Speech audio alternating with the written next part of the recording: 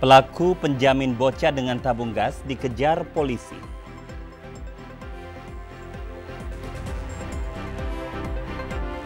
Polres Jeneponto uji swab seluruh anggotanya.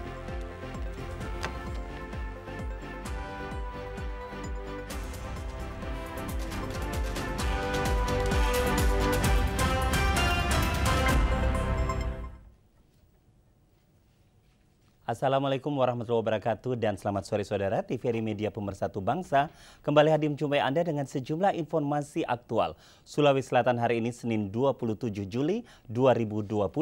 Sejumlah informasi kami hadirkan dalam berbagai segmen. Bersama saya Ediman Weferial, inilah berita selengkapnya.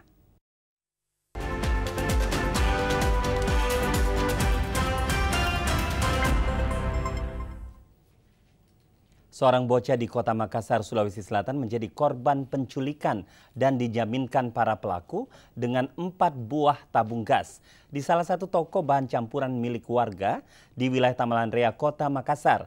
Polisi yang menerima laporan orang tua korban langsung melakukan penyelidikan dan pengejaran terhadap pelaku yang aksinya terekam kamera pengintai CCTV. Rekaman CCTV merekam saat salah seorang bocah inisial AAD umur 8 tahun menjadi korban penculikan 2 orang tak dikenal saat asik bermain di halaman rumahnya di perkampungan Nipa-Nipa, Kecamatan Manggala, Kota Makassar. Dalam rekaman CCTV tersebut terlihat 2 orang pemuda yang berboncengan menggunakan kendaraan sepeda motor usai berhasil menculik korban. Berdasarkan hasil interogasi petugas terhadap korban, usai diculik oleh 2 orang yang tidak dikenalinya, korban selanjutnya dibawa ke sebuah toko penjual bahan campuran di wilayah Tamalan Rea, Kota Makassar. Setibanya di sana, para pelaku yang telah mengancam korban langsung berpura-pura hendak membeli sebuah tabung gas. Modus yang digunakan pelaku yakni berpura-pura tidak membawa uang dan berdalih menyimpan adiknya sebagai jaminan untuk 4 buah tabung gas yang berhasil dibawa kabur. Tak hanya itu, korban yang mulai cemas saat ditanyai para warga akhirnya mengaku jika dirinya baru saja menjadi korban penculikan 2 orang pemuda yang tidak dikenalnya dan dijadikan jaminan untuk mengambil 4 buah tabung gas. Tuh sampai di toko itu gimana sih korban ini? Bisa diapain sama pelaku ini? Menurut keterangan si korban itu ditinggal di sana saja. Dengan alasan bahwa nanti saya kembali sama yang penjual toko itu. Mengambil 4 buah tabung dan alasan katanya belum membawa uang, akan pulang ambil uang nanti akan kembali. Berarti anak ini jadi jaminan gitu, Bang? Ya seperti itu, kira-kira seperti itu. Apakah untuk identitas pelaku sudah dikantongi atau seperti apa? Tetap kita adakan penyelidikan karena untuk mengetahui identitas ini pelaku dari anak tersebut ini masih minim, sehingga sampai sekarang masih dilakukan pengembangan untuk sebisanya menemukan tersangkanya. Petugas yang menerima laporan orang tua korban pun langsung melakukan penyelidikan dan mengejar para pelaku yang aksinya terekam kamera pengintai CCTV dari rumah tetangga korban. Mustamin Mustari, TVRI Sulsel melaporkan. Modus penculikan anak dengan penjamin 4 tabung gas LPG 3 kg viral dan menjadi topik hangat di Kota Makassar. Berikut komentar sejumlah warga Kota Makassar yang meminta orang tua memperketat pengawasan terhadap anak-anaknya. Jadi mengenai anak-anak yang sering diambil dari tempatnya bermain kemudian dibawa ke satu tempat seperti yang diceritakan di media baru-baru ini, Kasat Reskrim mengatakan bahwa ada seorang anak diambil dari tempatnya bermain di samping pos, kemudian dibawa ke satu tempat, ke satu toko, kemudian yang membawa ini mengambil tabung gas LPG 4 buah dan si anak ditinggal sebagai jaminan dengan alasan ya mungkin ada yang tertinggal atau apa. Kejadian seperti ini mulai menjadi tren, ya mulai menjadi tren di kota-kota besar. Kita atau saya menghimbau kepada masyarakat terutama orang-orang tua agar berhati-hati untuk memantau, untuk melihat atau melepaskan anaknya bermain sendirian. Dan jika ada orang yang tidak dikenal yang ingin membawa anak atau membawa si anak, orang tua harus mengingatkan bahwa kalau tidak dikenal jangan mau. tentunya kita sebagai orang tua sangat diharapkan untuk senantiasa menjaga, memelihara, bahkan mengawasi dan melindungi anak-anak kita sendiri. Itu adalah tanggung jawab kita sebagai orang tua. Dan ya, kita juga perlu membekali anak-anak kita dengan pengetahuan-pengetahuan tentang bahaya-bahaya yang mengancam kehidupan mereka. Ya, bukan menakut-nakuti, tapi ya perlu mereka ketahui juga untuk perlindungan mereka secara pribadi. Karena ya kita orang tua tidak mungkin terus mengawasi anak kita atau bersama-sama dengan anak kita selama 24 jam full. Jadi ya kebijaksanaan orang tua sangat-sangat diperlukan untuk menjaga, memelihara, mengawasi, dan melindungi anak-anak kita semua. Kewaspadaan orang tua lah yang menjadi kunci utama untuk mengantisipasi kejadian-kejadian seperti ini. Kenapa demikian? Karena tingkat kriminalitas yang tinggi serta tingkat perlindungan anak di negara kita yang masih sangat rendah. Itu harus dicegah dengan cara mengajarkan anak-anak kita agar selalu waspada, selalu berhati-hati dimanapun mereka berada atau bermain.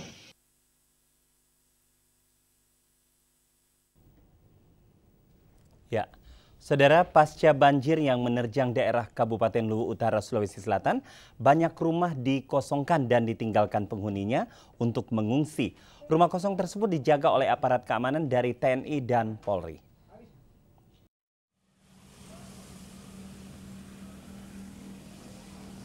Pasca banjir bandang yang menerjang daerah Kabupaten Luwu Utara, Sulawesi Selatan, banyak rumah kosong yang ditinggalkan penghuninya karena mengungsi. Rumah kosong tersebut setelah ditinggalkan penghuninya dijaga oleh aparat keamanan dari TNI, Kepolisian, dan Brimob. Penjagaan tersebut dilakukan untuk menjaga harta benda milik korban banjir yang masih berada dalam rumah, karena para korban banjir berlarian menyelamatkan diri untuk menghindari banjir, namun harta benda mereka tidak sempat diselamatkan. Kapolres Luwu Utara AKBP Agung mengungkapkan penjagaan rumah kosong milik para korban banjir dilakukan oleh TNI dan Kepolisian untuk menghindari terjadinya pencurian. Kami di sini kan mendapatkan bantuan dari teman-teman TNI, ya, dan juga ada teman-teman dari BKO di luar Polres Luwu Utara, diantaranya dari Brimob dan juga Polres-Polres tetangga. Kami laksanakan patroli, ya. Selain kami memberikan pengaturan lalu lintas pada jalan yang karena jalannya belum normal, belum bisa digunakan seperti biasanya, kami melakukan patroli-patroli di tempat-tempat yang memang perumahan tersebut ditinggalkan oleh warga yang kemungkinan juga akan terjadi hal-hal yang tidak kita inginkan. Jadi kami terus melaksanakan patroli-patroli di sana. Untuk pengamanan pasca banjir bandang Masamba Luwu Utara, seluruh personil kepolisian Polres Luwu Utara digerakkan, dibantu BKO dari Polres Luwu, Polres Luwu Timur, dan Polresta Palopo. Muhammad Ilyas, TVRI Sulsel melaporkan. Saudara, 4 orang tenaga medis perawat Puskesmas Pangkajene, Kecamatan Maritengae, Kabupaten Sidrap positif COVID-19, sehingga puskesmas ditutup sementara untuk disterilkan.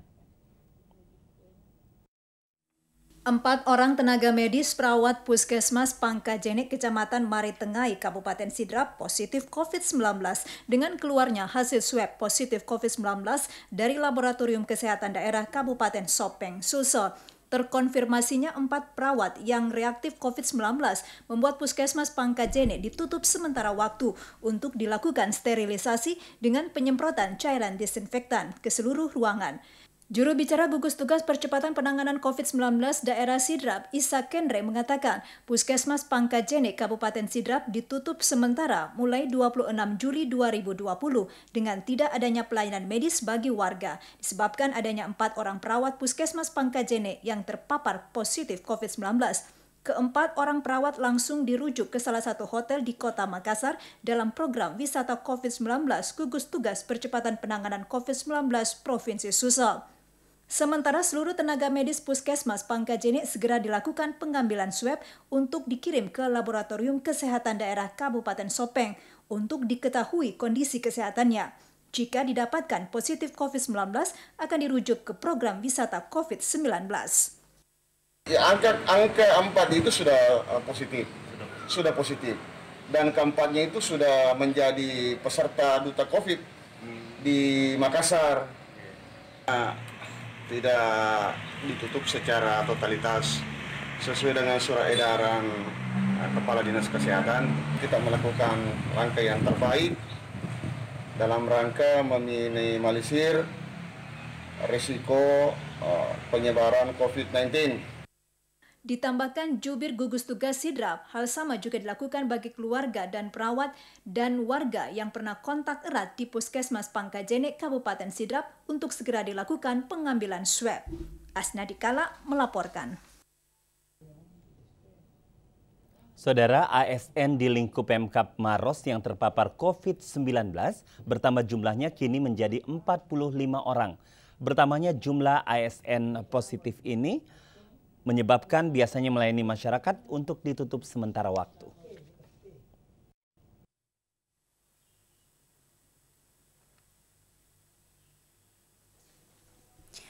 Sejumlah kantor pelayanan di lingkup pemerintahan Kabupaten Maros ditutup sementara waktu setelah bertambahnya jumlah aparatur sipil ASN Maros terpapar positif COVID-19 di lingkungan pemerintah Kabupaten Maros. Penutupan sementara ini merupakan salah satu langkah Pemkab Maros dalam upaya memutus rantai penyebaran COVID-19 untuk menghindari interaksi personal antara ASN di Pemkab Maros dan masyarakat yang datang berkunjung untuk pengurusan administrasi. Namun meski perkantoran dan pelayanan di Pemkab Maros ditutup sementara, pekerjaan dan pelayanan nantinya akan tetap berjalan dengan mengimplementasikan sistem work from home atau WFH. Menurut juru bicara gugus tugas percepatan penanganan COVID-19 Kabupaten Maros, Dr. Syarifuddin, ASN yang dinyatakan positif tersebar di beberapa organisasi perangkat daerah, diantaranya Inspektorat, Dinas Penanaman Modal dan PTSP, Disnaker Trans, dan BKPSDM. Saat ini seluruh ASN yang positif COVID-19 sebagian besar menjalani isolasi mandiri di rumah dan duta COVID-19 di hotel. Tapi tahu Pak, kalau hari ini kantor pemerintah tidak tahu Pak. Jadi rencananya ini mau urus akte kelahiran di KP. Ya. Dari mana memang Pak? Kita dari mana? Kalau saya dari Punas Bentengi, cuma keluarga yang dari ini dari Tompo Bulu. Dari Kecamatan Tompo Bulu Pak? Iya. Jadi gimana Pak rasanya sendiri Pak? Kalau umpamanya tidak dibuka Pak, nanti biar sini Pak. Kalau kecewa ya Pak? Iya. Tidak aja. Nah, mau juga masuk tidak ini untuk namanya juga perintah. Iya. Kini angka positif COVID-19 di Maros berjumlah 374 kasus, diantaranya 228 dinyatakan sembuh, 121 isolasi mandiri, 17 dirawat dan 8 meninggal dunia, PDP 68 kasus, 59 sembuh, 3 dirawat, 1 isolasi mandiri dan 5 meninggal dunia, sedangkan ODP tidak ada lagi. Dari Kabupaten Maros, Herman Kambuna melaporkan. Ya, dan bagaimana keadaan saudara-saudara kita dari Sulawesi Selatan yang bermukim di Jakarta? Saat ini kita terhubung dengan Ketua Umum Kerukunan Keluarga Sulawesi Selatan, Bapak Haji Muhlis Patahna, SH MKN di Jakarta. Assalamualaikum warahmatullahi wabarakatuh, Pak Haji Muhlis. Assalamualaikum warahmatullahi wabarakatuh, Pak Haji Muhlis.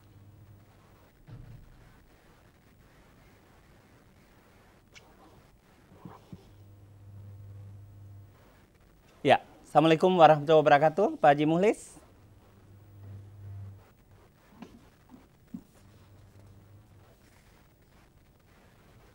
Ya, sepertinya kita belum bisa terhubung dengan Pak Haji Muhlis. Kita lanjutkan ke informasi lainnya.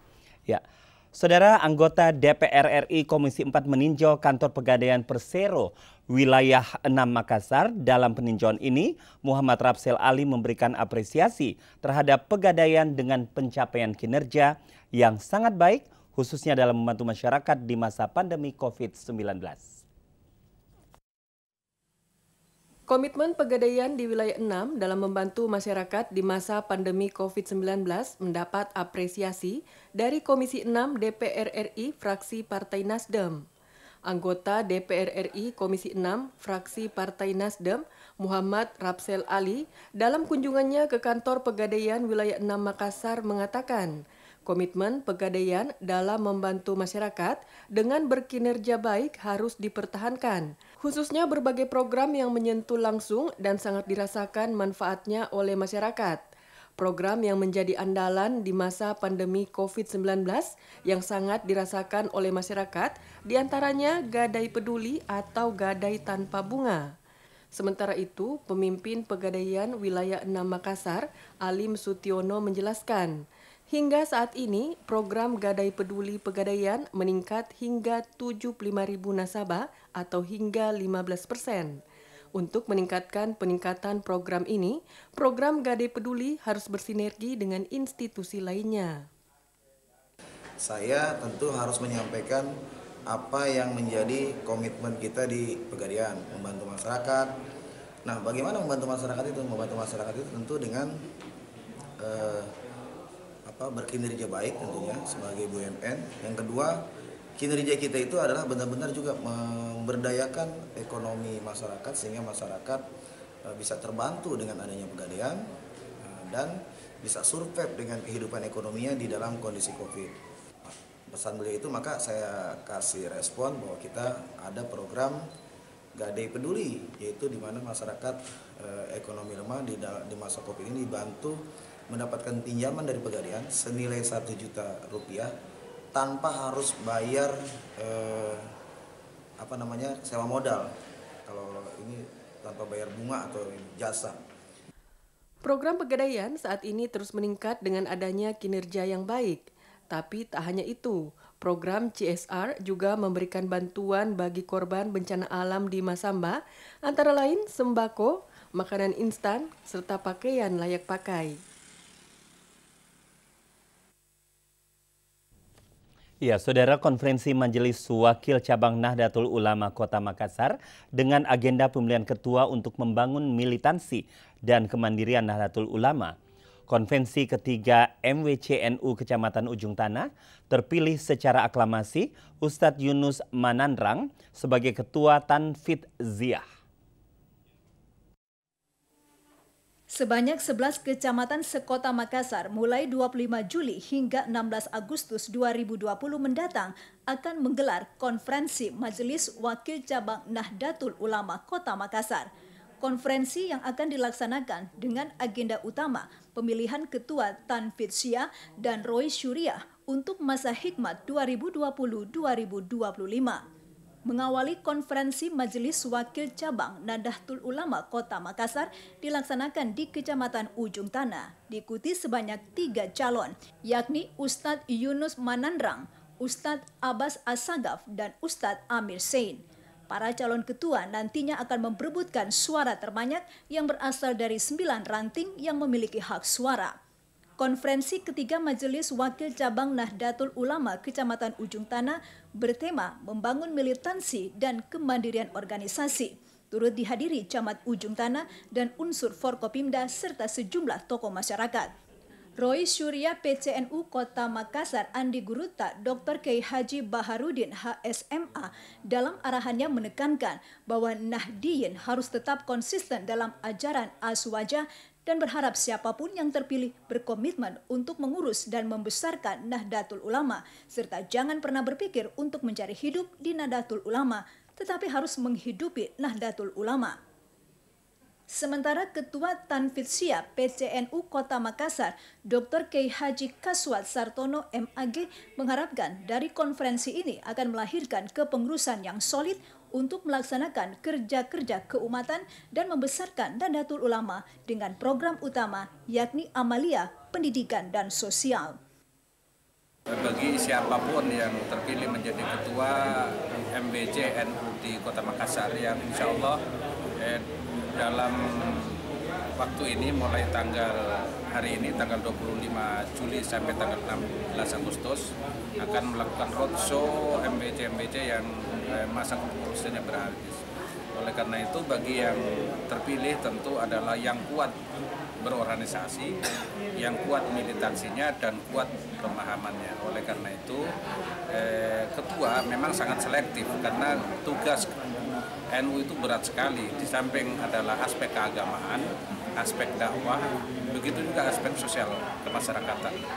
Setelah melalui rapat pleno konferensi ketiga Majelis Wakil Cabang Nahdlatul Ulama Kecamatan Ujung Tanah, akhirnya terpilih secara aklamasi Ustadz Yunus Manandrang sebagai Ketua Tanfidz Syiah MWCNU Ujung Tanah dan Roy Surya Ustadz Abbas Assegaf.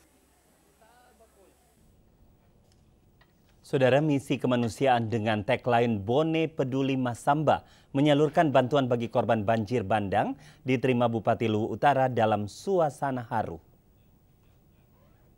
Bupati Bone Haji Andi Fasan M. Pajalangi memimpin misi kemanusiaan ke Luwu Utara dengan membawa bantuan bencana banjir bandang dengan tagline Bone Peduli Masamba yang melibatkan unsur pemerintah serta TNI Polri dan lembaga sosial lainnya.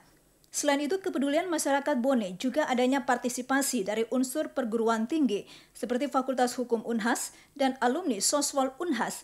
Sebab Bupati Luwu Utara adalah alumni Sospol Unhas, yang mana Ketua IKA alumni Sospol adalah Bupati Bone. Begitupun bantuan Fakultas Hukum Unhas, keterkaitan Ketua PKK Bone adalah notaris dan PPAT. Bupati Bone sebelum menyerahkan bantuan menyebutkan antara lain beras 46 ton, air mineral 6.600 dos, dan 4.100 dos berupa sarung dan pakaian baru, sabun, susu bayi, popok bayi, sembako, alat tidur. Sementara dari partisipasi Fakultas Hukum Unhas dan Sospol menambahkan peralatan puing-puing rumah yang hancur seperti gerobak dorong dan skop. Bupati Lutra Indah Putri Indriani sangat terharu saat menerima bantuan dan merupakan suplemen warga Lutra untuk tetap terus semangat menghadapi cobaan yang dihadapi. Ini hari ke-13 dan ternyata atensi empati yang luar biasa masih terus mengalir, termasuk dari pemerintah Kabupaten Bone bersama dengan seluruh jajaran masyarakat dan Forkopimda dengan semuanya ya. Hampir semua unsur datang. Ini kan jarang-jarang, ini biasanya ya pemerintah sendiri atau hanya berapa dengan unsur. Ini hampir semuanya datang. Tentu ini jadi modal yang kuat bagi kami. Ini jadi modal sosial buat bagi masyarakat utara bahwa mereka tidak sendirian menghadapi bencana ini. Baik pemerintah maupun segenap masyarakat sangat bersyukur besarnya rasa empati, bukan saja datangnya dari Provinsi Sulsel, namun juga dari luar provinsi maupun dari Malaysia. Dan ini menjadi semangat untuk bangkit kembali membangun Luwu Utara. Syafri Aziz melaporkan. Ya, dan saudara, seperti apa kondisi terkini saudara-saudara kita Sulawesi Selatan yang bermukim di Jakarta? Berikut kita akan terhubung dengan Ketua Umum Kerukunan Keluarga Sulawesi Selatan, Bapak Haji Muhlis Patahna SH MKN. Halo, Assalamualaikum warahmatullahi wabarakatuh, Pak Haji. Waalaikumsalam warahmatullahi wabarakatuh. Baik, iya, sehat ya Pak Haji ya? Alhamdulillah sehat. Ya, Pak Ketua, bisa diceritakan singkat seperti apa kondisi Jakarta di saat pandemi COVID-19?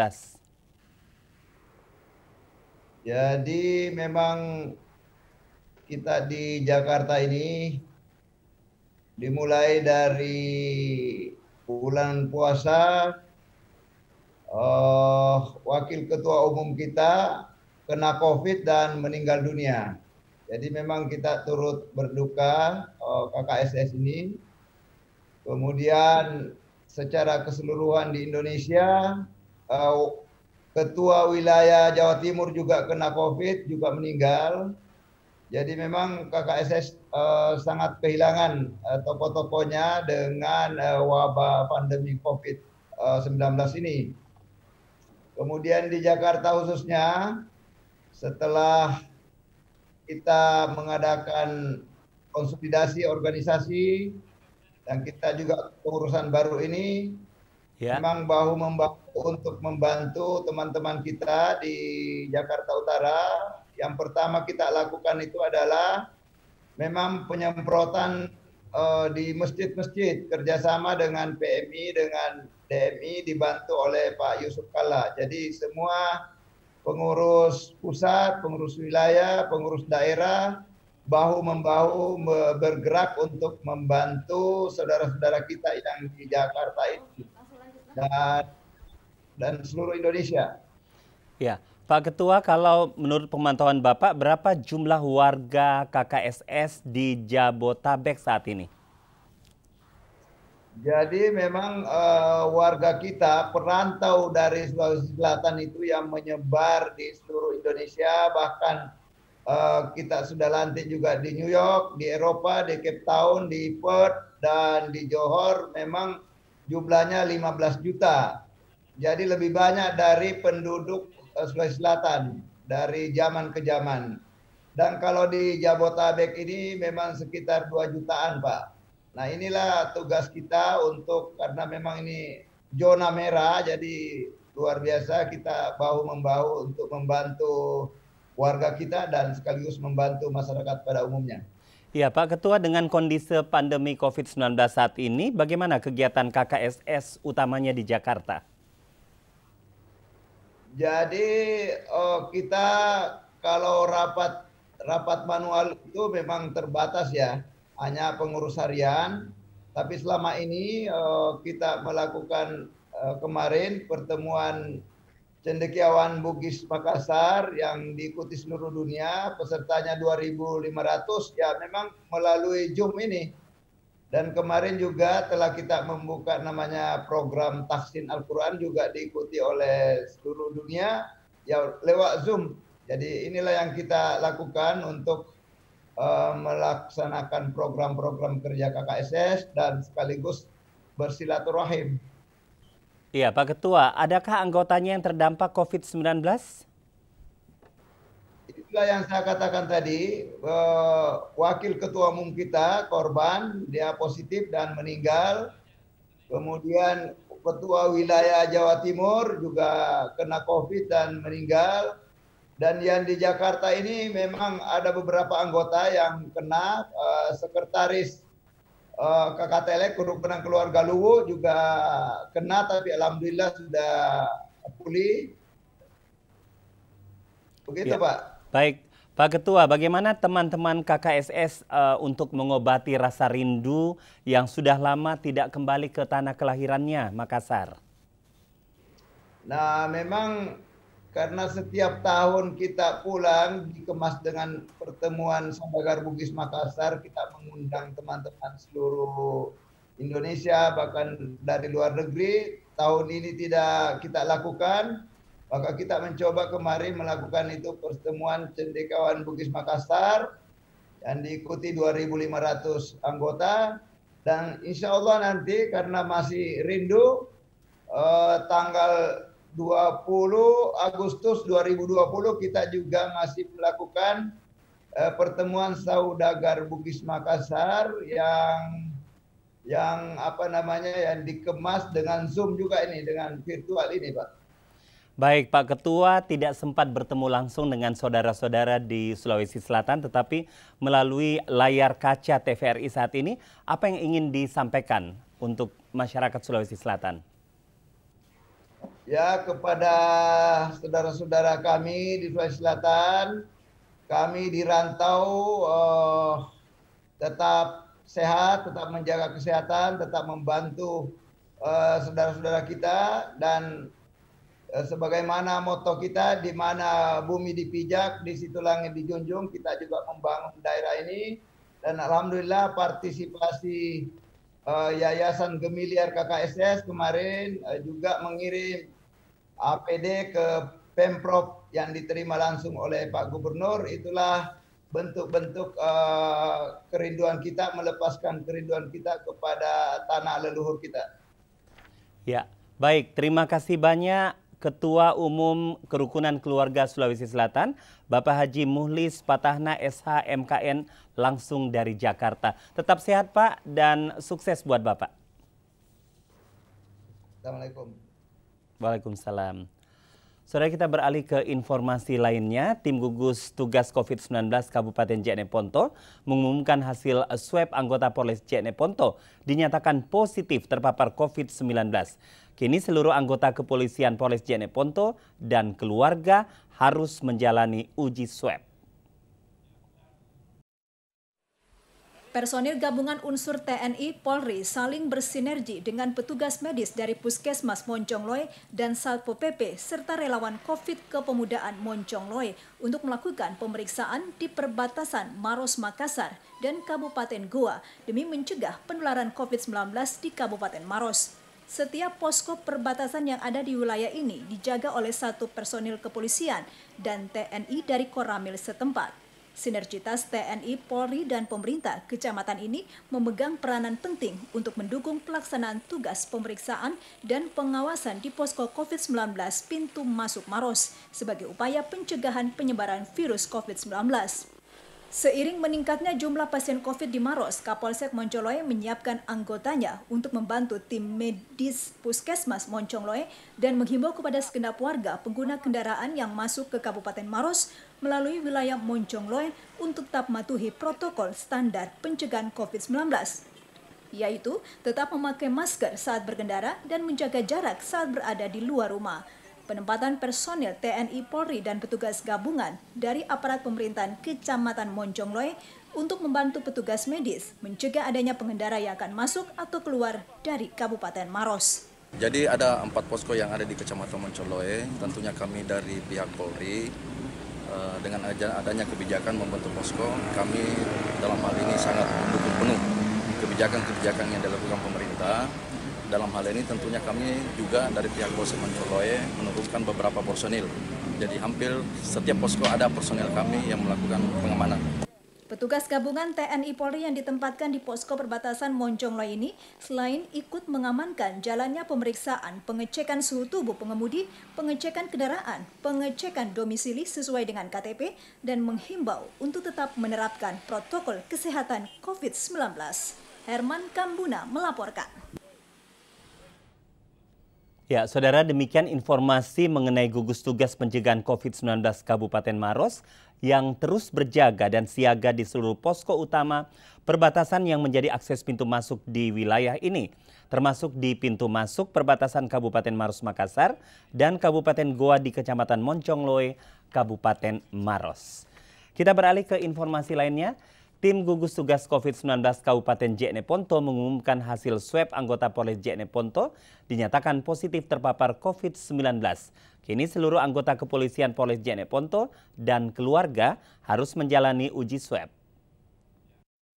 Pasca anggota Reskrim Polres Jeneponto berinisial AS dinyatakan positif COVID-19, keluarga dan anggota kepolisian Polres Jeneponto menjalani swab tes untuk mengetahui kondisi kesehatan mereka.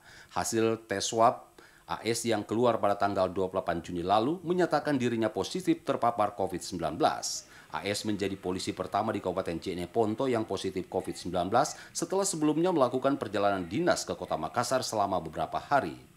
Sebelumnya AS sempat melakukan rapid test di Rumah Sakit Umum Daerah Lanto Dempa Sewang Jeneponto karena hasilnya reaktif. Ia pun melakukan swab di Rumah Sakit Bayangkara Makassar dan menjalani karantina. Ya, sesuai prosedur yang sebelumnya kita lakukan, apabila menemukan ada warga siapapun itu yang sudah dinyatakan positif, ini akan kita adakan tracking kepada kontak erat yang bersangkutan, dalam hal ini keluarga dekatnya, dan kontak longgar yang berhubungan selama ini dengan yang bersangkutan. Protokol kesehatan di Polres Jeneponto makin diperketat. Mapolres mewajibkan seluruh anggota maupun tamu yang berkunjung harus memakai masker, mencuci tangan, dan menjaga jarak saat berada di dalam kawasan Mapolres Jeneponto. Firman, kontributor TV Sulsel melaporkan. Operasi patuh secara resmi digelar Polres Bulukumba terhitung 23 Juli dan berakhir 5 Agustus 2020 mendatang. Operasi patuh tersebut berbeda dengan tahun sebelumnya. Kali ini lebih mengedepankan penyebab COVID-19.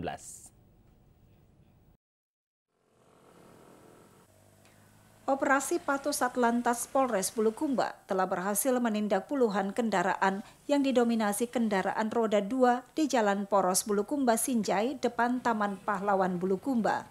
Operasi patuh ini mulai berlangsung 23 Juli hingga berakhir 5 Agustus 2020 mendatang. Satlantas Polres Bulukumba akan menindak semua pelanggar lalu lintas yang dikhawatirkan membuat fatalitas kecelakaan. Menurut Kanit Turjali Satlantas Polres Bulukumba, Ibda Takbir Akbar, Pada operasi patuh kali ini, pihaknya menggunakan 2 model penindakan, yaitu penindakan dalam bentuk tilang dan teguran. Operasi patuh kali ini berbeda dengan operasi patuh yang sebelum-sebelumnya. Yang sebelum-sebelumnya itu kita memang penindakan kita 80%. Tapi kali ini karena adanya kita dalam situasi pandemi COVID-19, banyak penindakan dalam pelanggar lalu lintas tidak seperti yang kemarin-kemarin. Karena kami lebih mengutamakan sosialisasi tentang COVID-19 ini. Pada operasi kali ini penindakan dilakukan hanya 20%. Selebihnya, pihaknya lebih mengutamakan sosialisasi kepada masyarakat tentang protokol kesehatan seperti pakai masker untuk mencegah penyebaran COVID-19. Pengendara juga diharapkan tetap tertib berlalu lintas menggunakan kelengkapan seperti kelengkapan surat kendaraan, baik itu roda 2 maupun roda 4. Dari Kabupaten Bulukumba, Mustari Pardi melaporkan. Bawaslu Toraja Utara mulai bertugas kembali setelah terbitnya Perpu nomor 2 tahun 2020 yang serentak dilanjutkan tahapan pilkada serentak akan digelar Desember mendatang. Bawaslu Toraja Utara telah mengaktifkan Panwas Kecamatan dan pengawas tingkat lurah dan desa setelah diterbitkannya Perpu nomor 2 tahun 2020.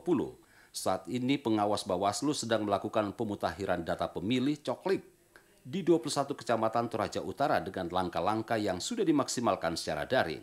Bawaslu juga membuka posko pengaduan di 21 kecamatan Toraja Utara. Pengawas Bawaslu sudah memaksimalkan langkah-langkah menghadapi pilkada, namun hambatan tetap ada, misalnya kunjungan coklik dan pengawas biasanya tidak bertemu langsung dengan warga. Apa yang dilakukan oleh teman-teman di bawah ini mereka lakukan dengan maksimal. Hanya saja pada saat ini teman-teman PPDP dan pengawas tingkat kelurahan desa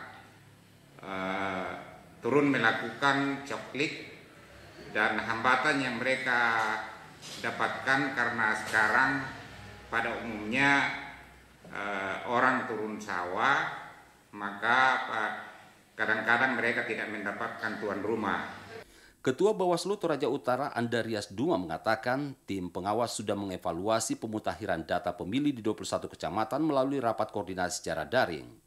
Langkah ini sudah berjalan efektif karena Bawaslu juga telah menghimbau masyarakat yang belum mempunyai EKTP agar segera ke kantor Dukcapil melakukan perekaman foto. Dari Toraja Utara, Andi Malarangeng, TVRI melaporkan. Iya, saudara, beberapa informasi berikut adalah kiriman teman-teman kontributor dari berbagai kabupaten. Kami hadirkan dalam segmen Lintas Daerah usai jeda berikut ini.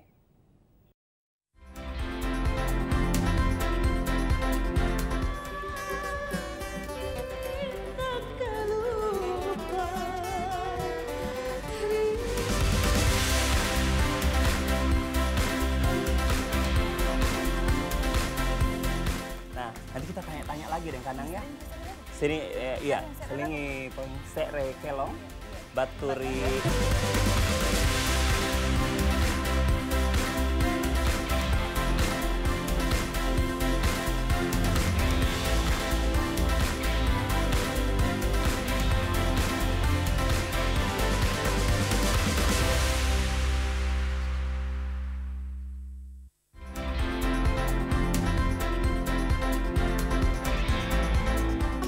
Dari Anci Larici yang judulnya Rapa Misona.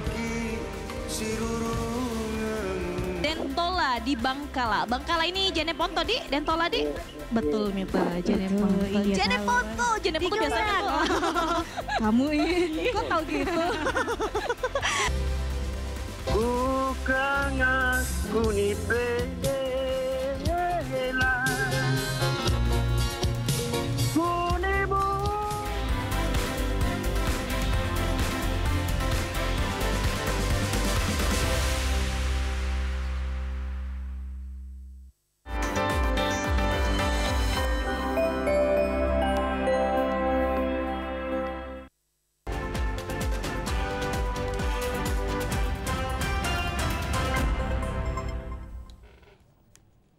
Bantuan korban banjir bandang Masamba, Kabupaten Luwu Utara terus mengalir dari berbagai daerah.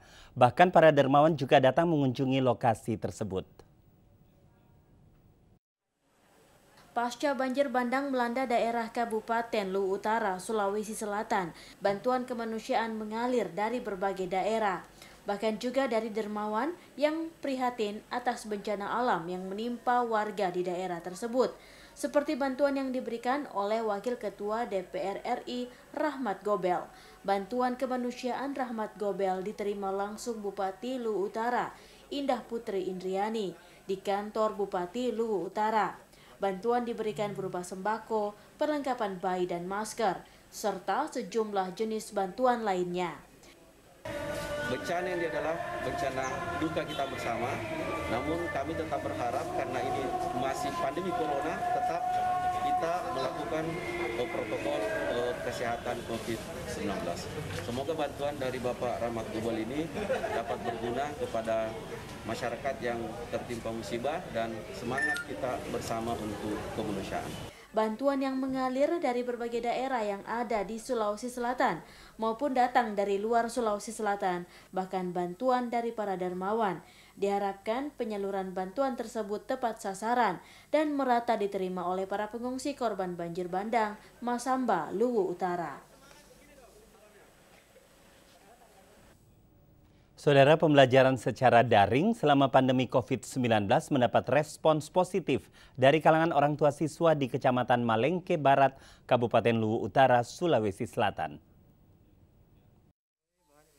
Para guru di Kecamatan Malengke Barat, Kabupaten Luwu Utara, Sulawesi Selatan mengajar siswa di rumah selama pandemi COVID-19. Tetap menerapkan protokol kesehatan seperti memeriksa suhu badan, menggunakan masker, mencuci tangan, dan duduk menjaga jarak. Hal itu dilakukan untuk mencegah penularan virus corona.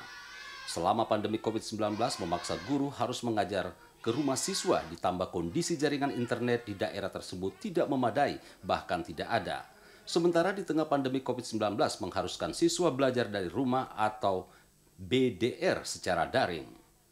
Belajar dari rumah ini mendapat respon positif dari kalangan orang tua dan siswa karena mempermudah siswa mendapatkan pembelajaran langsung dari guru selama pandemi COVID-19. Kita mengarahkan itu belajar di rumah, kalau sudah dikasih tema satu, kemudian kalau yang itu disuruh nonton di acara TPRI untuk belajar di situ. Semoga siswa betah belajar di rumah dan berhasil sehat dan semangat untuk selamanya. Tantangan berat harus dihadapi guru karena pada saat mengunjungi siswa ke rumahnya harus menempuh jarak yang cukup jauh dengan berjalan kaki akibat jalan di kampung itu belum seluruhnya tersedia. Muhammad Ilyas, TVRI Sulsel melaporkan. Setelah pengumuman kelulusan pada PPDB 2020, telah dilaksanakan pendaftaran ulang bagi peserta didik.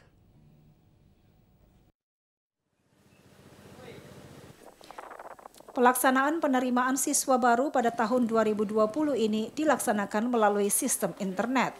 Meski begitu, beberapa prosedur penerimaan siswa tidak semua dapat dilakukan melaksanakan prosedur penerimaan siswa baru seperti yang terjadi di SMP Negeri 13 Makassar. Siswa dan orang tua siswa tetap diwajibkan untuk hadir ke sekolah untuk melakukan verifikasi sistem tata tertib siswa. Wakil Kepala Sekolah Bidang Kesiswaan Ismu menjelaskan, pada penerimaan siswa baru di SMP Negeri 13 ini terdapat tata tertib yang harus dipatuhi karena mengandung sistem poin. Oleh karena itu, meskipun pada penerimaan peserta didik baru tahun 2020 sepenuhnya menggunakan sistem online, tetapi untuk verifikasi tata tertib siswa ini harus dilakukan secara langsung kepada murid maupun orang tua murid agar segera dipahami dan disetujui.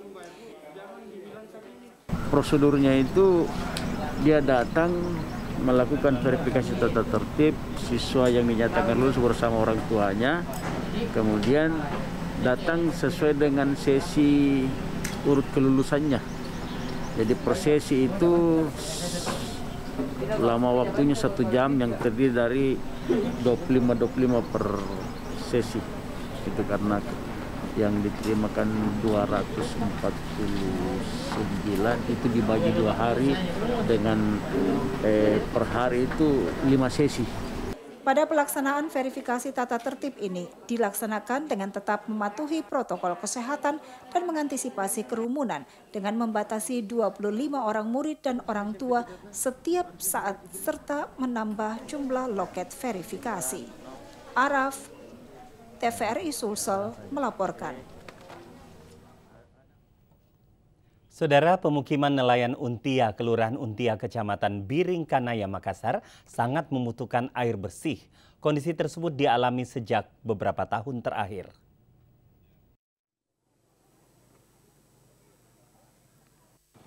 Dengan kondisi tersebut, warga nelayan Untia dipaksa merogoh kocek yang tidak sedikit untuk membeli air bersih. Mereka membeli air bersih dengan biaya Rp30.000 per bulannya, padahal masih banyak kebutuhan lainnya yang mesti mereka penuhi. Menurut Ketua LPM Untia, Dina Sudin Bundu, sejak industri masuk ke kawasan Untia, Kecamatan Biringkanaya, Makassar, masyarakat krisis air bersih PDAM. Hal itu terjadi lantaran PDAM hanya memiliki satu pipa yang gabung dengan pengaliran air bersih ke masyarakat dengan pihak industri, sehingga masyarakat tidak bisa menikmati air bersih karena mesin industri sangat besar menarik air dibandingkan milik warga. Masyarakat Untia menikmati air bersih mulai tahun 1998 hingga 2006. Sejak itu, masyarakat sulit mengakses air bersih. Berharap PDAM mempercepat pemasangan pipa induk ke masing-masing rumah lantaran pipa yang ada saat ini sudah terhubung dengan rumah masyarakat.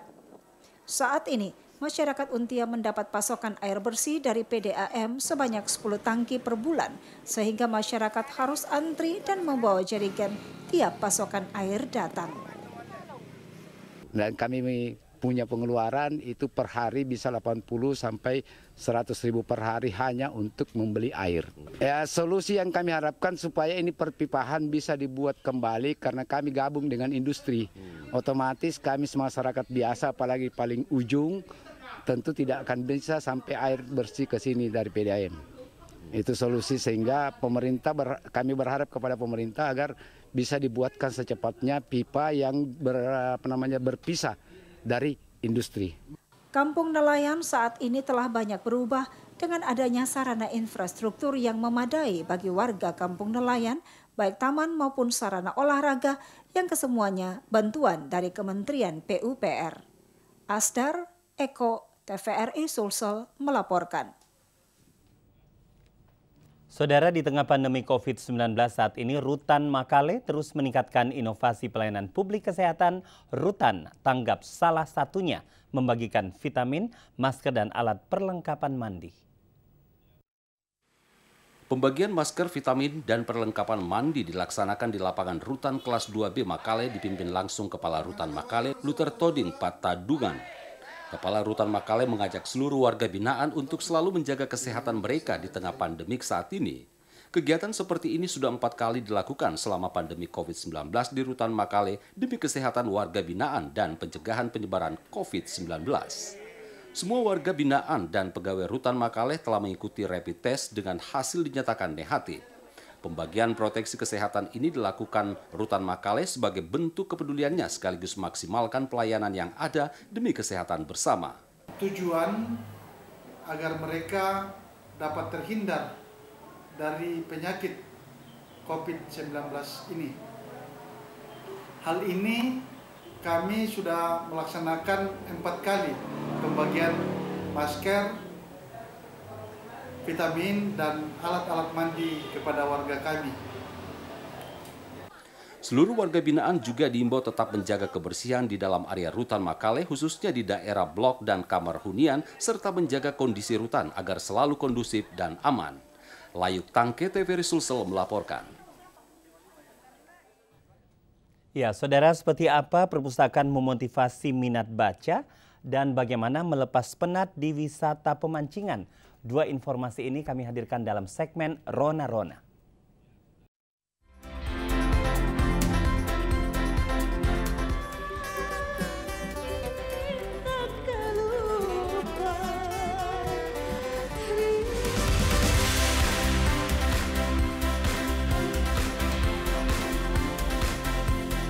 Nah, nanti kita tanya-tanya lagi deh Kanang ya. Sini iya, selingi pemsek kelong baturi.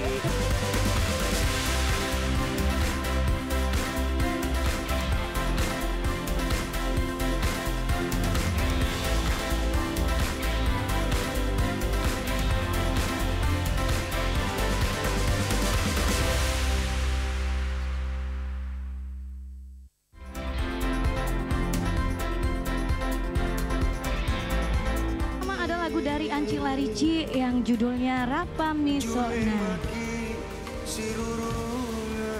Dentola di Bangkala. Bangkala ini Jeneponto di, Dentola di. Betul Mita, Jeneponto. Jeneponto, Jeneponto biasanya tuh. Kamu ini, kok tahu gitu? Bukan aku ni pede.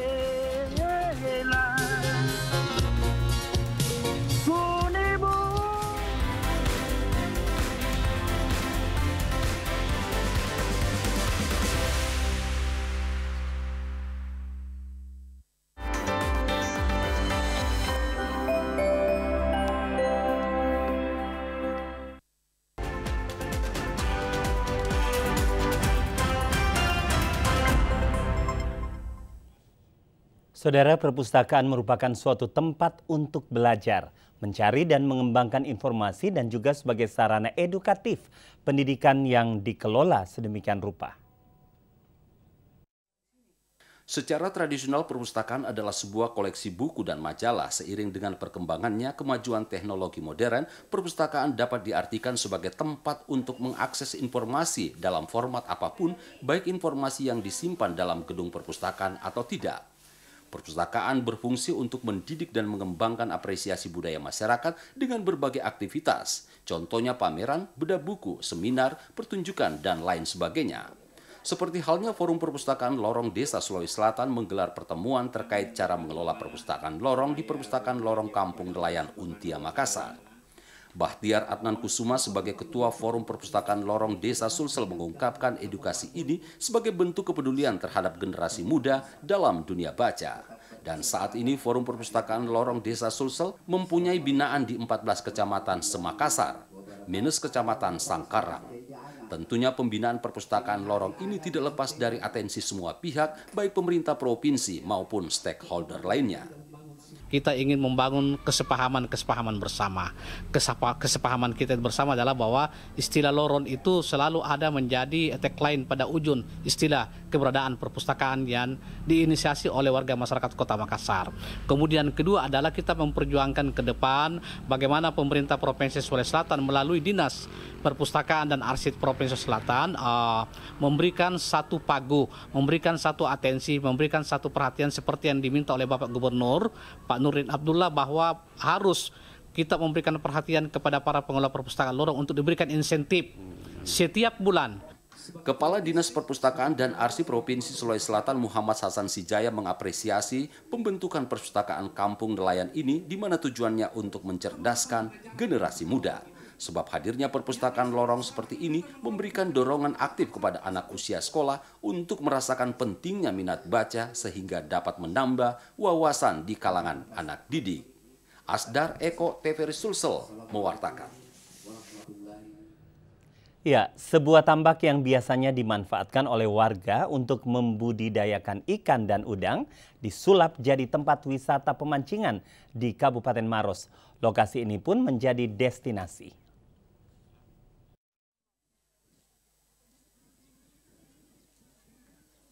Tambak atau kolam buatan biasanya dimanfaatkan oleh warga untuk membudidayakan ikan dan udang. Namun hal ini cukup berbeda dengan yang ada di Maros. Tambak tidak hanya untuk budidaya semata, namun disulap menjadi destinasi wisata kuliner dan pemancingan yang berlokasi di Desa Marana, Kecamatan Lau, Kabupaten Maros. Lokasi ini pun ramai dikunjungi wisatawan dari berbagai daerah untuk melepas penat di masa pandemi COVID-19. Pengunjung dapat menikmati indahnya matahari terbenam mewarnai suasana di sore hari saat kita berkunjung ke kawasan wisata kuliner. Pengelola juga menyiapkan pemancingan mengambang yang dapat dimanfaatkan pengunjung untuk mancing ikan. Semenjak dibuka untuk umum saat adaptasi new normal diberlakukan, kawasan wisata kuliner dan pemancingan ini ramai dikunjungi oleh wisatawan dari berbagai daerah. Pasalnya, selain panorama dan keindahan yang membentang sejauh mata memandang, objek wisata ini terbilang dekat dari pusat kota Maros yang hanya ditempuh sekitar 15 menit saja. Selain itu, tempat ini juga menyajikan berbagai spot foto bagi pengunjung dengan latar matahari terbenam. Tidak sedikit pula pengunjung yang datang dari berbagai daerah di Sulawesi Selatan yang sengaja datang ke tempat ini hanya sekedar untuk melepas penat dengan menyalurkan hobi memancing di masa adaptasi new normal seperti saat sekarang ini. Tiap minggu ke sini palingan minggu sekali. Taunya dari mana sih tempat wisatanya? Cuman itu hari, cuman tanya-tanya saya di mana tempat pemancingan, terus dia bilang bagusnya di sini di Mangambang. Oh, memang suka mancing memang. Iya. Berapa orang ke sini? 5. Dari mana? Dari Makassar. Dari Makassar. Kalau pemandangannya sendiri gimana menurut? Ya bagus. Bagus ya. Apanya yang menurut Ade bagus? Ya tempatnya rapi, bersih juga. Kalau untuk makannya apa di sini? Makanannya juga enak, baru ikannya rata-rata banyak pilihannya, bukan cuma ikan bolu. Oh gitu ya. Kalau hari Minggu kita cek dari apalagi tiket kurang lebih 1.500 pengunjung ya. Pengunjung. Dalam satu hari, dalam weekend itu. Iya. Kalau hari-hari biasa Pak? Hari-hari biasa ya kadang-kadang main-main 400, 500. Dulunya Lukosa ini Pak, saya masih kecil sawah, jadi kita itu kembangkan, kita pakai galian supaya kita bentuk empang. Jadi dulunya di sawah. Itu kan kita bangun rumah-rumah panggung, jadi itu ikan bisa berjalan di bawah. Jadi itu empangnya tidak berkurang, tetap jalan empang ya.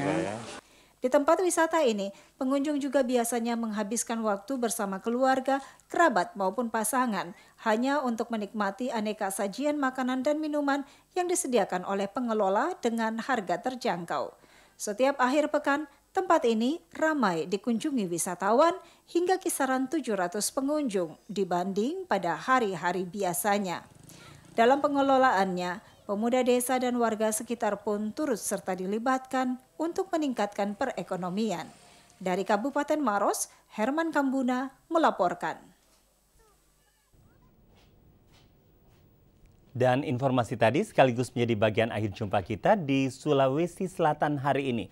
Informasi terkini COVID-19 dapat Anda lakukan dengan memindai kode batang yang tertera di sudut kanan dari pesawat televisi Anda. Akhirnya saya Ediman Ferial, selamat petang, sampai jumpa.